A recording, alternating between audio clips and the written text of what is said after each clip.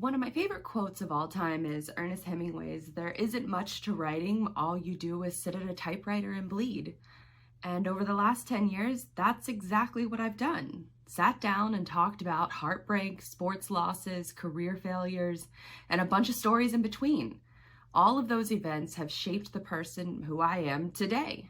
And as you're gonna no doubt see a plethora of the best of the decade lists, I wanted to make mine a little bit personal because that's all I've ever really done. Whether it's a keyboard, a camera phone, a microphone, I've bled my heart and soul into the content I've created in hopes that others can relate to it, find a little inspiration, laugh, and learn from my many mistakes. So right now I'm sitting in my office, the same office where I used to work on the floor because I couldn't afford a desk. And I've been reflecting over the last 10 years and thinking about what's next. 2020 stands to be a big year for me because business is flourishing. The bank account has the same amount of money that I used to make in a year. And I'm moving out of this house where I've been broken down and I've scratched and clawed to build myself back up again. It's been frankly very emotional that this show planning for this particular show has taken me all week, and it's been much more emotional than I thought it would be to create this. But it's important for me to share those falls, those failures, especially when most of us only see the highlight reels on social media. So here they are, the stories that have helped shape me as a person over the last decade, led to career highs and lows while hiding from emotional trauma that really only time can heal. My decade begins and ends with guysgirl.com. Started in 2007. This was the first year that I actually made the choice to not actually publish to the site anymore. Is the name dated? Probably, but I don't care. Well, a little bit of me cares, but in retrospective of looking at how I have built Guys Girl and knowing how I have branded it, I know that when you hear the name, there is a certain connotation to it, to someone who isn't familiar with my website, my guysgirl.com. But this has been the company that was my emotional outlet and a ticket to greater opportunities. So this first lesson in a decade of building content and making content and creating it and sharing it is to be vulnerable. Some of my best work was done through heartbreak. That's personal, it's work, there's sports losses and sports heartbreak in there too. But I want to start off with personal heartbreak because unlike today, I used to use Guys Girl as my sort of diary of sorts. Sometimes writing under a pseudonym and sometimes not, a lot of times not. And in my preps for the show, I changed my name on a lot of articles, going back through and reading them. And I changed them to my real name because while reading some of those stories, they are so important to me now because it captures some of those moments where my raw emotion flies and I do what Ernest Hemingway said to do. I sat at a computer and I bled. And I think that the kind of pride in your work only comes through reflection. And when I was reading through some of these articles, it was really a moment to say, I'm proud to put my name next to this. And so being vulnerable and being honest, I used to think that I would have to write under a pseudonym in order to be the most honest version of myself whenever I'm writing these articles. But reading them now, I'm proud of them. So I went ahead and I changed a bunch of names on those articles. And if you can't tell, a lot of these stories were centered around failed relationships and the emotional evolution that your mind goes through whenever you go through a really bad breakup. And I didn't go through just one. I went through several, unfortunately, several times. And you know the amount where you look around and you say, what the hell is wrong with me? You know that moment that you're getting dumped and you're going through the shock of it all, and you just think, what is wrong with me? Me in particular, that three men decided that if given the opportunity that they were going to be passing on a life with me.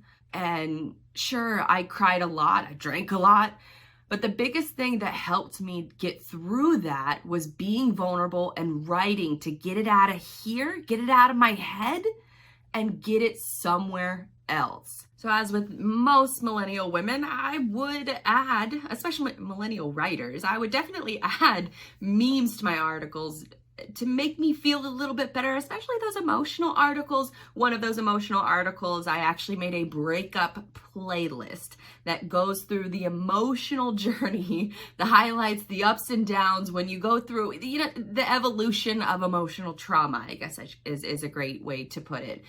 So I have this one article that I found that I wrote years ago that is the Almost Taylor Swift Free Breakup Playlist. And trust me that earlier this week when I was researching this show, I went through this article and I played every song, and I remember my emotional state when that song was on repeat over and over and over again. And it almost puts you back into that mental capacity or mental state of when you were in the middle of it, when you were in the middle of trying to struggle to figure out, what you can learn from a breakup, what you can take from it, what you can take into a new relationship, even if a new relationship is the furthest thing from your mind.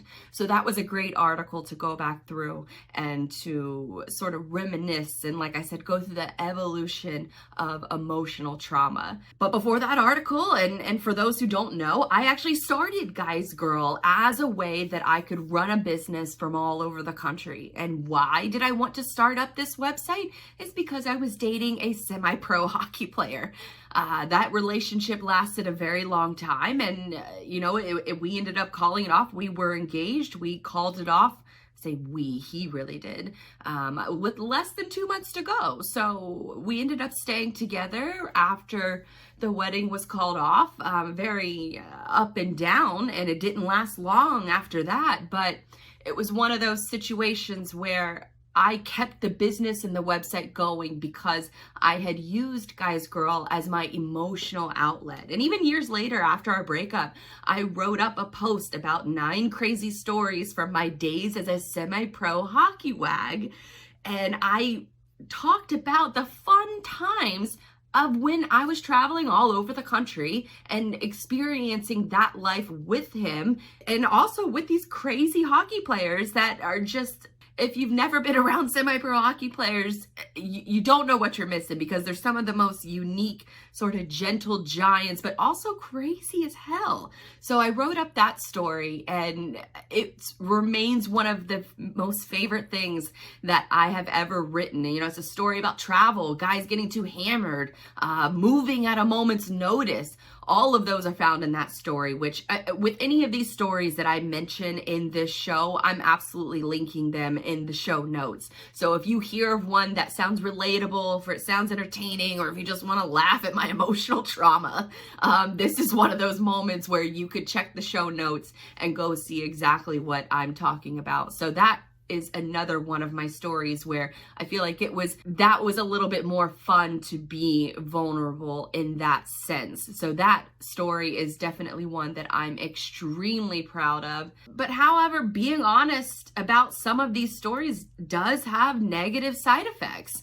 You're writing about people that don't necessarily want you to share their business. So there have been instances where I have written, just word vomited into a blog post, and then I would go back and I would change the names in order to protect the people that didn't want their personal business out there for the world to see. So for me, it really helped in being vulnerable and talking about everything as if obviously it really happened, but then going back through and changing a little bit of the story just to protect the identity of those who are involved. But there was one incident that was a step beyond the crazy, and that's when one of the new girlfriends of one of the men in the article that I wrote about, she went as far as to fake a friendship with me.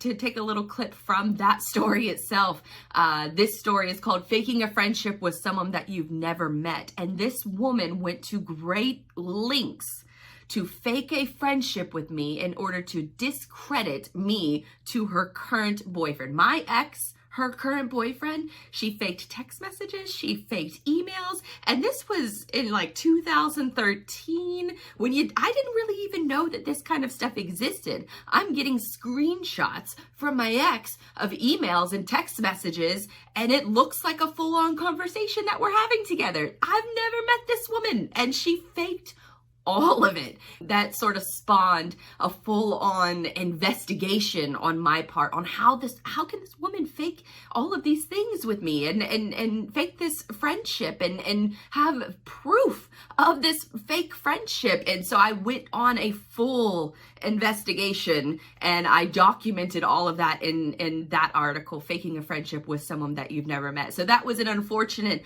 side effect of, she was not very happy that I was that we had dated in the past, and she wanted to let the world know that she was not happy, and she wanted to discredit my who I am as a person. So that was another fun article, or not really fun to go through it, but fun article to write. And it's definitely fun to like look back on it and laugh now at just some of the craziness that goes on, especially when you do share some of the more personal parts of your life, that when you are vulnerable, it gives other people an opportunity to use that against you in the future.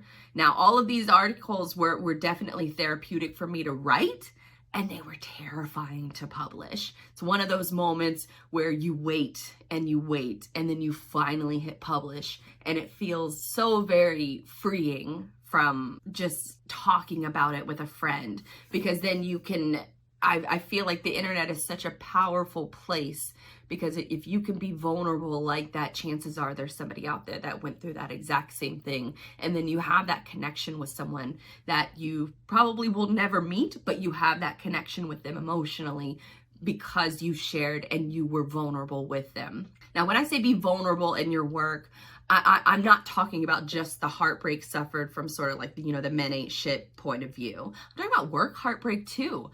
For many of us, we use work as an escape from the BS going on in our personal life. However, when your work is the cause of unnecessary stress or creative difficulties, it's usually time to reevaluate that work relationship, which I've had to do a couple different spots and continue to do that with clients that I choose to work with to this day.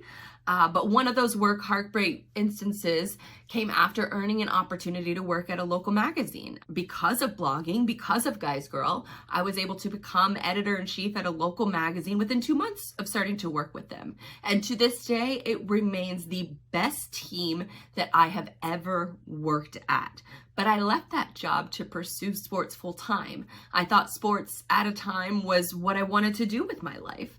And I knew after I started at this new job covering college sports, working from home, just watching the games and blogging about it, I knew within 2 days that I had made a terrible mistake, because the co-founders got into a screaming match, started calling each other names, this bad work environment. I was working 70 hours a week. I think I was making 32 grand a year.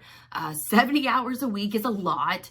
And it became a situation where with what little free time I did have, I felt like I was still on call. I was still too stressed out to enjoy my off time. I was constantly checking my emails, waiting to be yelled at again. It was miserable. I lasted 2 months at this job before I went back to the logistics corporate life.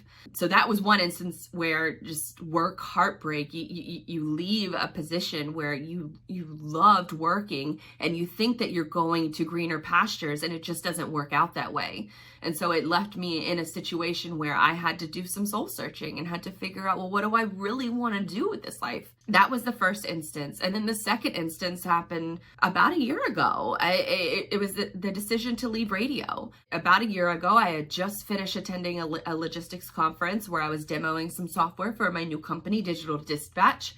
And I remember talking about it with my dad, because my dad is a huge sports fan. And he looked at me and he's like, why would you ever want to leave sports radio? And honestly, I stayed in sports radio longer than I probably would have because of my dad. He thought it was the coolest thing that he could tell his buddies that his daughter worked in sports, or my daughter works for that station. But it just got to a point where after, 4.5 years of doing radio, I just felt like radio wasn't challenging me anymore. I mean, trust me, 4.5 years covering mostly the Jaguars. There are only so many times you can talk about a Jags loss and what it means for the future and what's going to happen next week and honestly, it gets to the point where it's just so repetitive and you just want to take a drill to your temple. Like, it really is one of those situations where you can only do the same. You can talk about the same thing so many times before it just gets like, you look around and you say, what are we doing here? And especially being a woman in the industry, you have to know your shit. And due to the nature of the news cycle, you got to pay attention every single day. The reason you have to do all that kind of legwork is because you might not use that information on this week's show. You might need it 2 months from now or 6 months from now. So it just became a point where I had to look at how much time I was spending in sports and what was the ROI and what I was getting out of it. And that was the decision to leave. And that was the ultimate reason of why I chose to leave about a year ago. And in both of these instances, both leaving a job that I love for a job that seemed like my future career path, both that instance and leaving sports radio, the terrible job in the sports radio life, you find yourself knowing that it's time to move on. It's in your best interest to put your nose to the grind and keep it moving in a positive direction. Because, I mean, what else are you really going to do? You're going to stay in a job that you hate and that sucks. But a part of you definitely goes through a little bit of a heartbreak because you put so much and you build so much into going into a new position, and then when it doesn't seem like it's going, it definitely doesn't end up living up to your own perceived expectations, then it's time that you got to make that decision in order to move on. And so I've talked about personal heartbreak, talked about work heartbreak. Another part of heartbreak is sports. I'd be remiss if I didn't talk about sports heartbreak. And as a Jags fan, I've seen a lot of heartbreak, a little too much. But 2017 was a very special run, and I am so incredibly thankful that I did continue, because 2017 was, or before the start of the 2017 season, that's when I really was thinking about quitting. And I'm so glad that I ended up staying on for a couple more years, or no, a year and a half, because I was able to work during that run. I was able to do radio plus live stream all of those shows, which is a unique opportunity, especially for me to go back through this week after another miserable season, to go back through and to feel the highs and the lows of a championship caliber team in such a small market. Like, I can actually go back and watch my expressions after a playoff victory in Pittsburgh. I can watch the immense excitement in my voice broadcasting the AFC Championship game preview. And at the lowest of lows, I can go back and watch that too, debating with a Patriots fan when Jacksonville was minutes away from the most defining game in franchise history. I'll link to all of these show notes. I'll link to all of these shows in the show notes. But it's a fascinating way to look at your work and watch the emotional impact of a big sports win to a devastating loss. And it sort of mirrors your evolution as a content creator, where most people start out as a blogger, most people start out as a writer, and then you move into radio, you move into podcasting, and then from there you move into video, you move into live streaming. It's a natural evolution of being a content creator that I was able to not only look at this week, but really look at those little moments of emotional highs and lows. And sports heartbreak really is one of those things that everybody can really connect with. I would say so many people are sports fans. And so, and not just from a sports fan perspective, but to go back to the other heartbreaking situations that I've talked about, people connect with failure and vulnerability. Those are the best teachers in life. And ultimately, I'm happy that I shared all of those heartbreaking moments as they happen nearly in real time. And I hope you use them as sort of an inspiration to be vulnerable with your audience. Now, the next lesson that I've learned in a decade of creating content is try new things that scare you. A big one for me was upgrading interview styles and how I conduct them. Now, when I first started interviewing, it was all done via email. I profiled women in sports working all across the country, which was really unique at the time. And ESPNW hadn't even launched. NFL teams were still only offering, pink colored merchandise. But I conducted every single interview via email by sending a long list of questions and hope that, some women in sports would answer. Nearly all of them answered. They were so excited to share their stories. And like I said, I've mentioned before, all of these interviews, all of my favorite stories, I will link them all in the show notes. But really, conducting an interview via email is honestly the chicken shit way out. Even when I worked at a magazine, at first I was scared to do in-person interviews. And I think that goes back to my first point of a big one for me was upgrading my interview styles and going and trying to take that fear out of the equation in order to step my game up, in order to tell somebody else's story. And I think that at first I was afraid that people would think that I was a fraud, especially working at a magazine. Why would they talk to a blogger masquerading as an editor-in-chief? There was even an instance where I interviewed a man via phone, and when he came into the office to do a photo shoot, I didn't introduce myself because I was scared. I didn't know. I thought, I was like, oh, he knows that I'm a chicken shit. He knows that I'm a fraud. It's that, that imposter syndrome. But there was one opportunity that presented itself that I wasn't able to fall back on email. And it was the opportunity to interview the son of Jaguars owner, Shad Khan. I got the chance to interview Tony Khan. And then some years later, I got a chance to interview Shad Khan. So it was one of those situations where being able to interview Tony Khan, he's not going to answer an email full of questions. I had to show up and sort of fake it till you make it. I brought an iPad. I had a list of my questions. I hit record on the iPad, and away we went with my first live interview, and at the Jaguar Stadium, no less. So it was one of those situations where I was almost forced and pushed to jump into the deep end of the pool. But from that moment on, doing in-person interviews and sort of the coupling that with the greater information that you get from doing an in-person interview, it became addictive. And so I started studying. How other people interview, specifically Barbara Walters and Dan Patrick. I noticed how they skipped the niceties. What still bugs me to this day is listening to some of our interviews on Helmets and Heels and starting off the interview with, "Hey, how you doing?" "Good, thanks. How are you?" And it's just nobody gives a shit. I almost said something that would make my grandmother mad right then, but I didn't.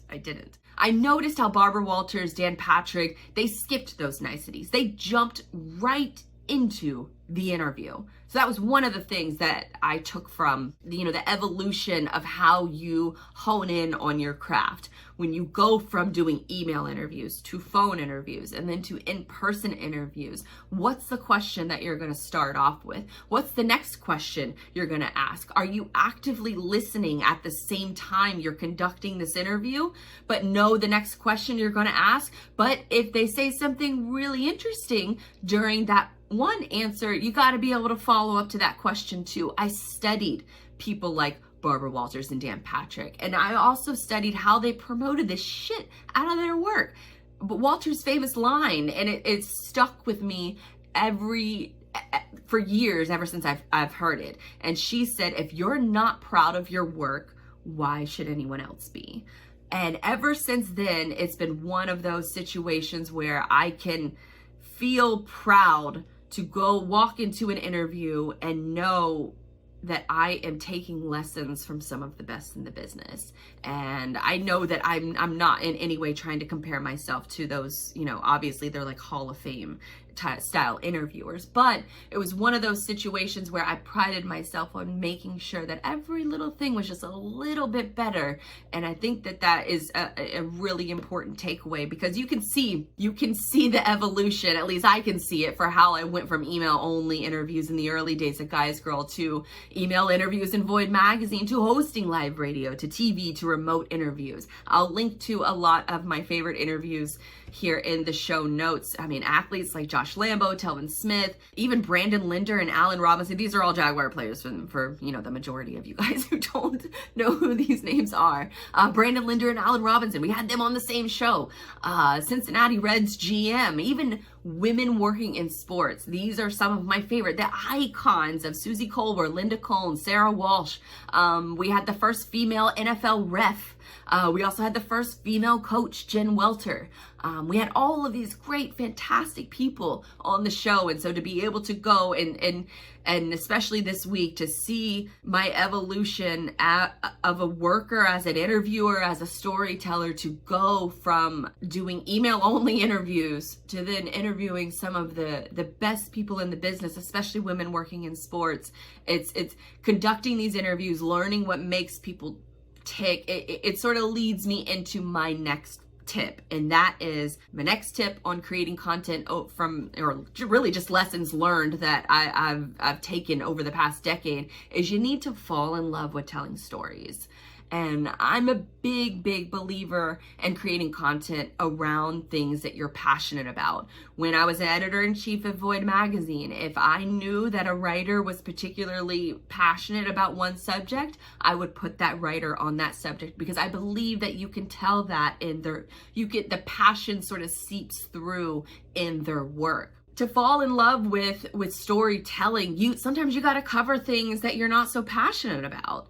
And it's your job to find out why the audience should care. It's especially difficult when you have to create a story around sort of, a brand, an advertiser who you're not particularly excited about, but they keep the lights on. And so you got to find a way, essentially.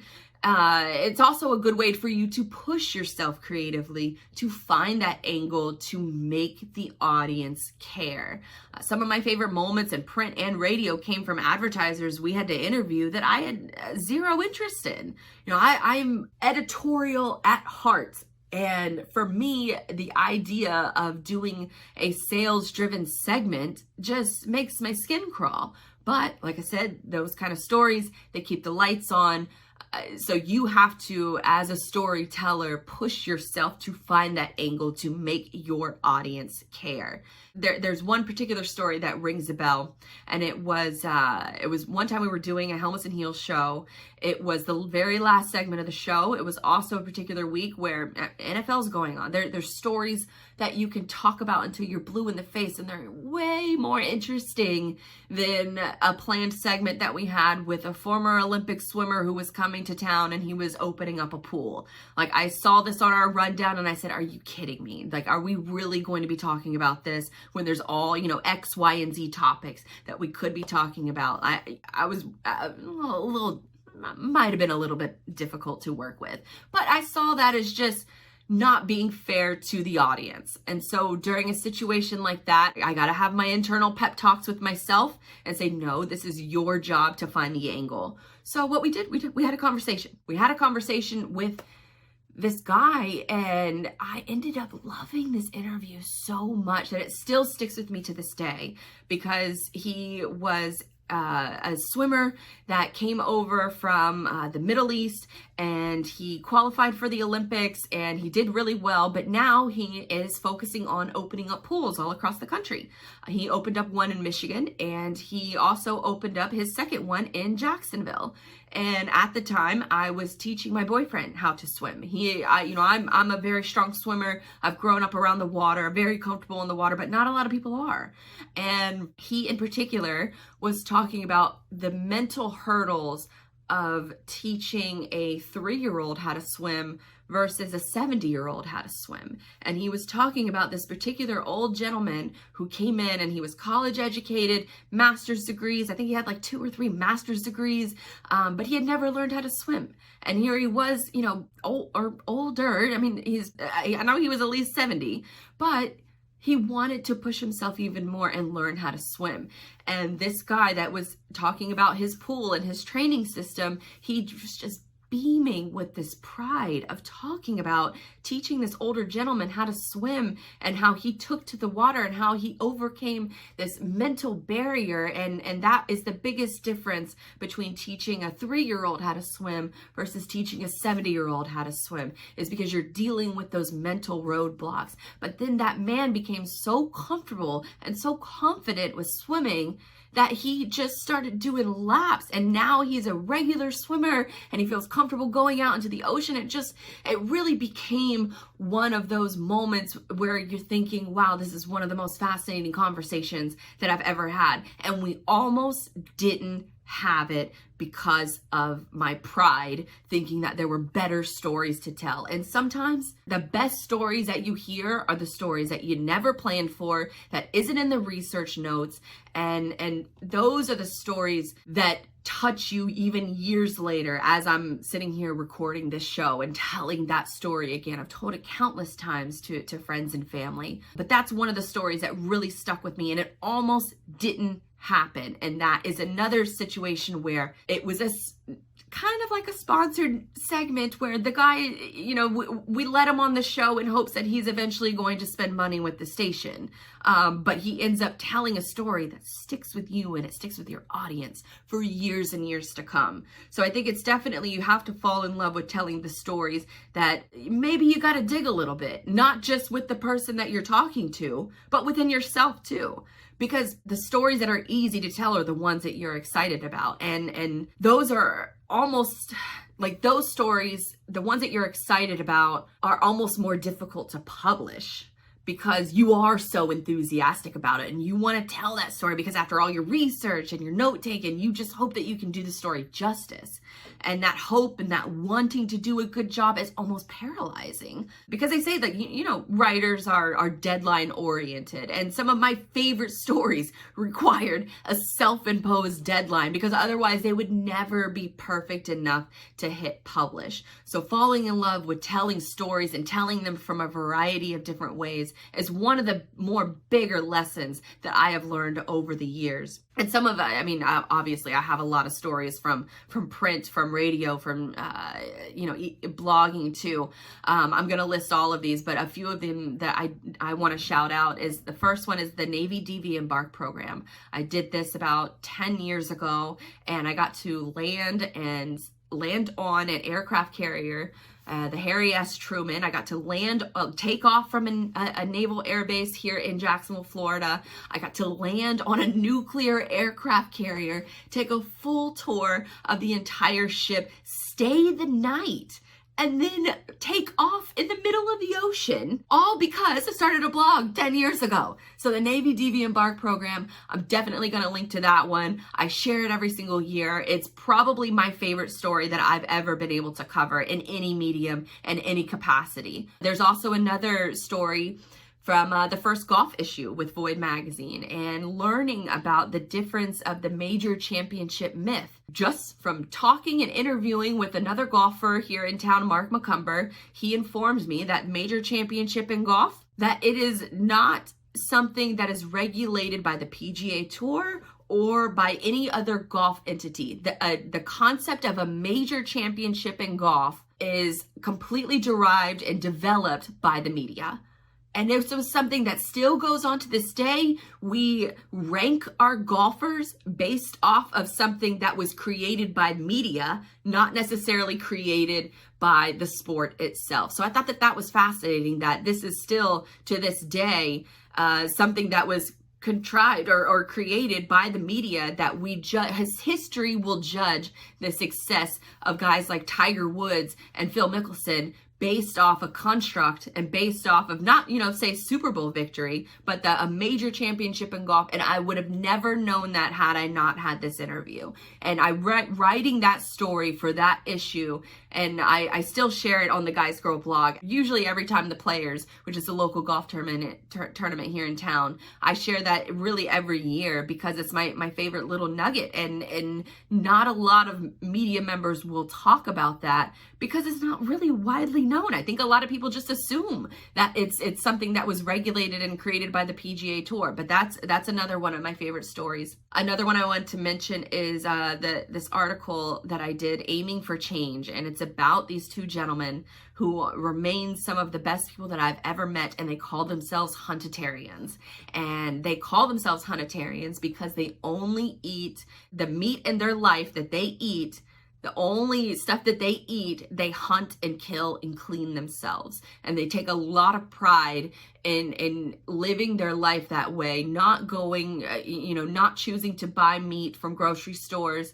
They tried to go vegan. They tried to be vegetarian because they were really concerned about, the ethical treatment of animals, but they couldn't take it after so long. And so they said, well, this is a good alternative for them, especially from a moral standpoint, that they know they have land out in Central Florida. And so whenever they, it's whether it's wild hog or deer or anything else, the only meat that they eat is meat that they have shot and killed the animal, cleaned it themselves, and they call themselves huntitarians. I thought it was fascinating. Another story is about the white oak conservation here in Jacksonville, Florida, really Yulee, Florida, which is a little bit north of Jacksonville. It's a beautiful conservation, thousands and thousands of acres, and it's one of the more leading conservations effort for cheetahs, reintroducing cheetahs back into the wild, also okapi, rhinos in particular as well. You can tour that facility. It's one of the more beautiful hidden gems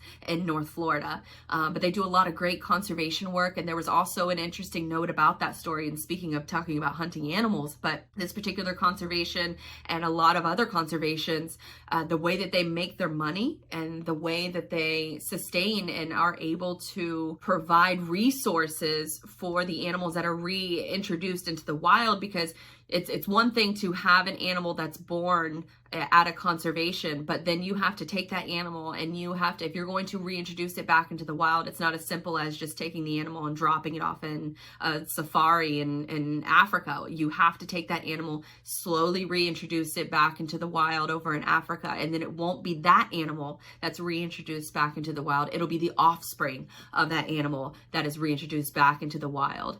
And with a lot of those animals that are stuck essentially on a conservation, when they get too old and they can't breed anymore, it's very, very expensive to take care of these animals. And so what they do is they offer up licenses, hunting licenses. So when you see a lot of, these big game hunters, they will proudly show off a giraffe and a giant elephant and things like that. And they'll show off that kill, and people on Twitter and people on social media, they will go crazy and, want to ban. I think Jimmy John's, the owner of Jimmy John's, is a perfect example of that, where you'll have people wanting to ban the sandwich shop because the owner of the sandwich shop is taking part in these big game hunting expeditions. But that license fee that Jimmy John's paid for, I'm not talking about his particular situation, but just the way that the business works of conservations, there's definitely some responsible ones and there's definitely some ones that are not responsible.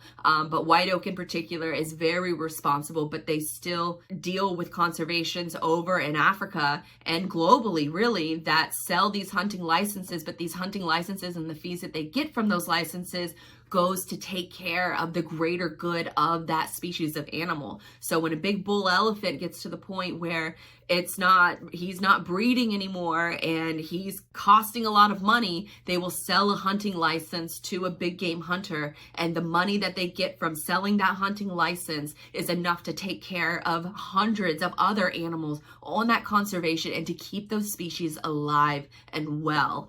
And so there's a lot of people did not know that. I did not didn't know that. Even my own mother, I took her on a tour to White Oak recently, and she's very much against big game hunting. But when I explained to her of how they fund really the future of species, that is a big part of it. And you can see people starting to change their mind a little bit, where it's for the greater good. Like, obviously that's not something good that you want to see on social media, but at the same sense, those licenses help pay for the survival of that species. So that was a really fascinating story to cover and to write. Going back to storytelling, those are more of the moments where you experience something and you really want to do right by the story, and you want to convey it in a way that does justice for all different sides. And sometimes those type of stories are so much more difficult to hit publish on, or to send to an editor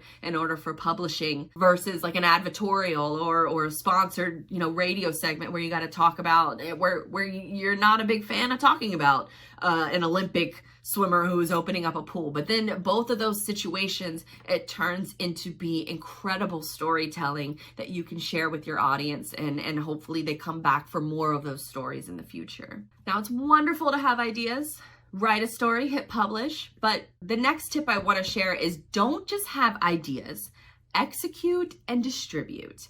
Because most of you have probably heard me say that when it comes to content, don't create, document. But the other important lesson is you need to execute and you need to distribute. Because this is one of my personal biggest pitfalls in anything I do. And it's something that I still struggle with on most of my big projects, because I love the brainstorming. I love creating solutions to problems. I love the struggle and sort of the aha moment of trying to solve a problem. And when I come up with that solution, sometimes it never sees the light of day. Or worse, sometimes I start a project and I get so excited about it that when I'm in the middle of it, it starts to not make much sense to continue. And I just wasted a lot of time because I was running on an idea. I've learned to accept that sometimes those half-hearted ideas are really, just that. But I've also learned that the sales process of execution and distribution can be more important than the solution itself. Because I'll give you a really good example. When I wrote a football book, a 101 book back in like 2013. But by the time it was printed, I was just mentally exhausted. I didn't even want to look at the damn thing, but I didn't have a sales plan. I just thought magically that if I create content, then people will just buy it. I don't got to sell it. I create it and they will come. Wrong. So I think many content creators now say that you should spend 80% of your time selling and distributing the article versus 20% creating. If you would have asked me that a year ago, 2 years ago, I would have said the complete opposite. I would have said spend 80% of your time creating content and 20% selling it. No, the selling, the execution, and the distribution are more important than creating the content itself, really. And that's what a lot of content experts, especially today, say that you should absolutely do. So whatever you're creating, and in this age, it's so essential to have a sales and distribution plan, because you're competing in the marketplace of attention. It's no longer enough to come up with the idea or to just hit publish. With algorithms favoring arguments and sort of butt selfies, you got to make sure that your good stuff is shared with the world repeatedly. So execution and distribution is more important than creating the content itself. And that is one of the bigger lessons that I have learned over the past few years, is that you can create great content, but if you are not good at getting it out to the masses, you are wasting your time. Now, with all these stories and, more than a decade under my belt, my final tip that I want to leave you guys with is to continuously try to improve. Now, for any content creator, you got to ask yourself, whenever you're listening to other content or digesting other people's content, you have to ask yourself, why do I like this show? Why do I like reading that blog? You need to study them. Sort of like how I mentioned earlier, how I studied Barbara Walters and Dan Patrick. I still do to this day. well, I mean, Barbara Walters really isn't in the news that much anymore, or she isn't conducting news interviews that much anymore. Dan Patrick, however, is still regularly creating content. But you need to study the people that you really like. You need to find out, do they make you laugh? Do they make you cry? Do they make you take action? Do they make you become inspired? Break down how they do it from an emotional standpoint and also a logistics standpoint. From the way an article flows to storyboarding a YouTube video, study what made you stop everything else that you're doing and focus your attention there, because that's the content that captures lightning in a bottle, or can help you create that content that captures lightning in a bottle. And that goes for businesses too. It's not just all about SWOT analysis. It's about being honest at what you're good at as a business and what you're not. And knowing those two things and regularly evaluating yourself and how other businesses are doing it can save you a lot of time, a lot of energy, and a lot of money. Now, as we come to the end of this final show of the decade, I'm sort of asking myself, well, what's next? For me personally, it's going to be really tough to top this year. I took my first trip out of the country to Peru. I visited, Zion National Park. I, mixed in a few little Disney trips here and there. I spoke at my first conference. I helped co-host several podcaster events with the love of my life. And sort of speaking of the love of my life, we're moving in together the early part of 2020. So that means for me, setting up a new office space, a new location to document my life and strategy. We also got a little Italy trip here in the works too. On the work front, I'm going to be evolving into more educational content.